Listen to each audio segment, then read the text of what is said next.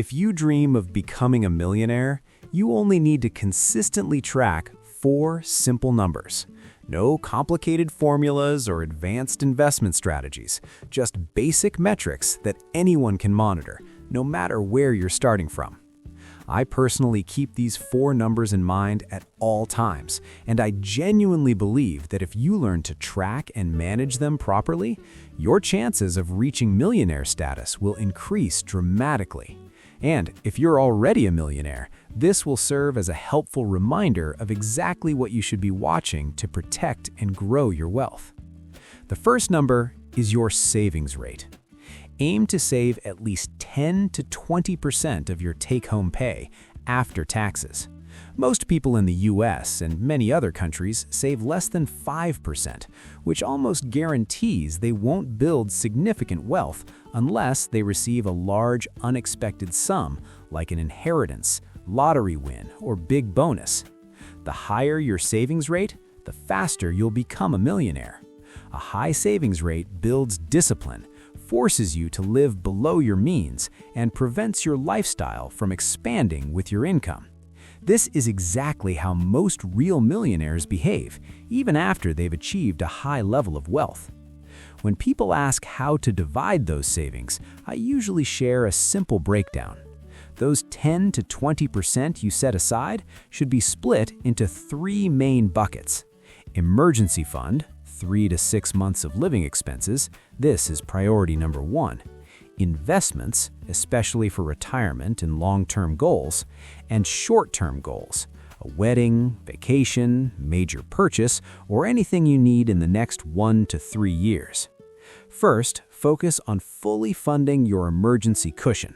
After that, decide how much of the remaining savings goes toward investments and how much toward your near-term goals. For example, if you plan to get engaged in a couple of years and want to buy a nice ring, you can temporarily shift more toward that short-term goal, but don't stop contributing to investments entirely. The second important number is the share of your fixed expenses. These are the bills you pay every month almost automatically. Rent or mortgage, utilities, loan payments, subscriptions, transportation, insurance, gas, and so on. Ideally, fixed expenses should make up about 50% of your take-home income. 55 to 60% is still manageable, but if it approaches 65 to 70% or higher, it's time to take action.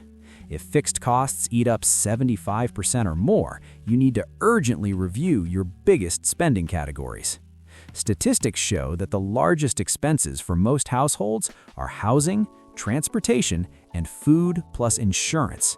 That's exactly where you should focus first, not on skipping your daily coffee or canceling a music subscription.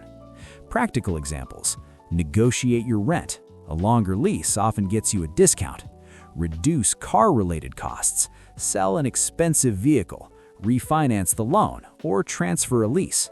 Shop around for cheaper insurance. You can sometimes save hundreds of dollars a year. Occasionally, use public transport or carpool instead of always driving. Even cutting your fixed costs by just 5% can have a massive long-term impact, especially if you invest that saved money. The third important number is your discretionary spending. This is whatever's left after fixed expenses and savings. If fixed costs are 60% and savings are 10%, then you have 30% left for discretionary spending. This is the money you can spend however you want, on travel, dining out, hobbies, entertainment, gadgets, or anything else. This is where your freedom shows up. It's smart to keep this category reasonable, ideally no more than 30 to 35%. Money is a tool for living, not just for accumulating. We earn it so we can enjoy life along the way. A helpful technique is conscious spending. Before any purchase, ask yourself, does this item or experience truly bring me joy and align with my values? This approach helps eliminate impulse buys and keeps your spending aligned with what really matters to you. Most millionaires don't live ultra-luxurious lifestyles. They spend strategically on things that deliver lasting fulfillment rather than temporary highs. The fourth number is your net worth. This is the most important indicator of your financial progress. It's calculated simply: total assets minus all debts and liabilities. Example, apartment worth $200,000, $20,000 in savings and investments, $30,000 car loan. Net worth equals $190,000. It's best to track your net worth every quarter, every 6 months, or at least once a year. Monthly tracking can be too volatile if a big part of your wealth is in the stock market. I recommend keeping a simple net worth tracker. Seeing the number grow over time is incredibly motivating. Regular tracking turns wealth building from an abstract goal into something concrete and visible.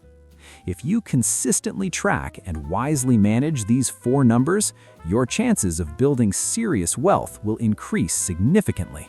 The key is to do it regularly and honestly. Good luck on your journey to financial freedom.